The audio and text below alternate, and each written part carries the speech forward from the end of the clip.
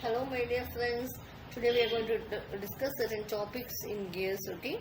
So we are going to see what is meant by certain laws and also some issues which has been involved and what is the velocity ratios and other ones, okay? Now we shall move on to the topic.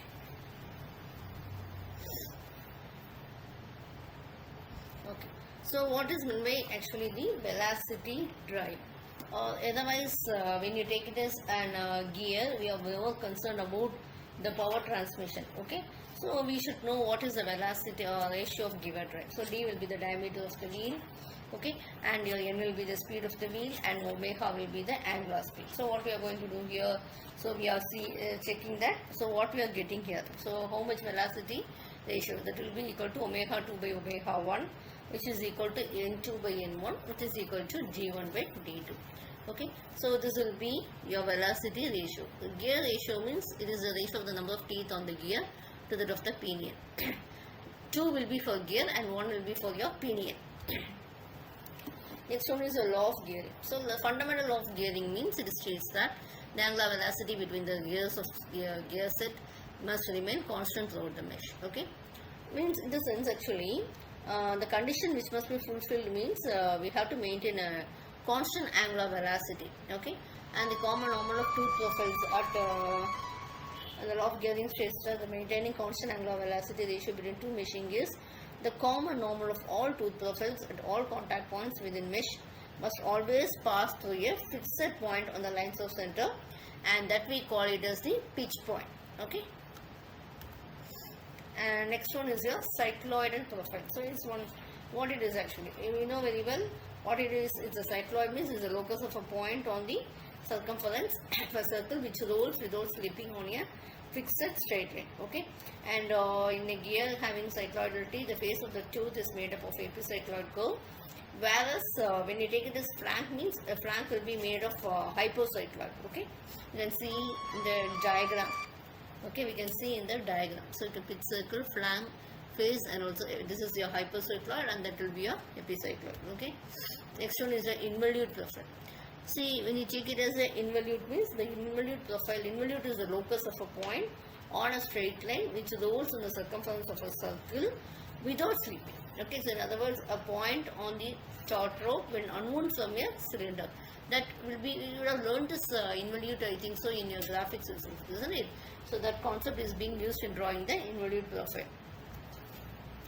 So next one is a comparison between your involute and also cycloidal gears. So what advantages of involute gears means the center of distance for the pair of involute gears can be varied within the limits, and we shouldn't change the velocity ratio. Okay, but this can't be possible for cycloidal gears. Okay, and the pressure angle from the starting to the last of engagement has to be remain constant. Okay, this will be reducing the vibrations or noise and also less wear.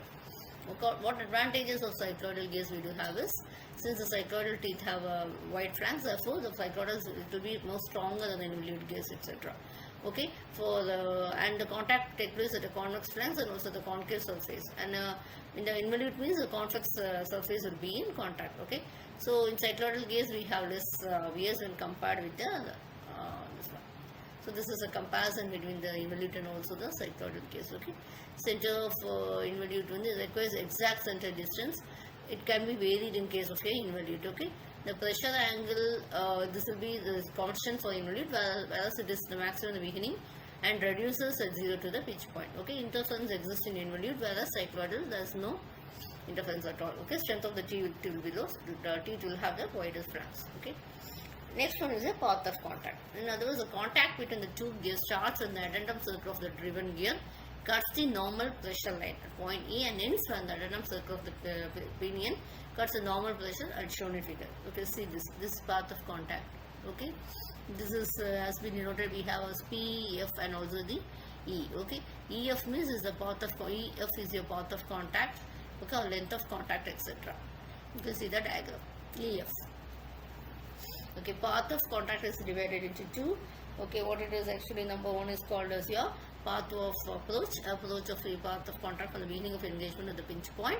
Path of resistance, the portion of the path of contact from pinch point to the end of engagement, we call it as the path of resistance. Okay, So this path of contact will be a summation of path of approach plus path of recess. Okay, contact ratio is equal to arc of GH divided by the circular pitch. Okay, EF already we saw. This is circular pitch will be P into cos alpha. Interference. When your pair of a gear is transmitting the path, downward force will be passing through the common normal to the two involutes, etc. This will also be tangent to the base circles of the waiting gear pair. Okay, if any of the surface is not involute, they won't touch each other tangentially. And what happens due to this? What happens? The power transmission may not be proper. Okay, so this mating has to be done, and this action we call it as interference. Okay, you can see this interference. The power transmission is along the point of CD. Okay, this path is a common tangent to the two base circles, and it is passing, you can see, it is passing to the point P. Okay, they won't touch tangentially, and what happens due to this, the power transmission may not be proper. So how to avoid the interferences? Height of teeth you can reduce, undercut of the radial flank with tooth correction or modifications, and the pressure angle, tooth thickness you can vary, like this you can do. Backlash means actually the circumferential clearance. So backslash is the distance between the mating teeth measured along the pitch circle, circumference, etc. It also occurs due to thermal expansion and tolerances. So we have to minimize the backslash for a smooth operation. Thank you.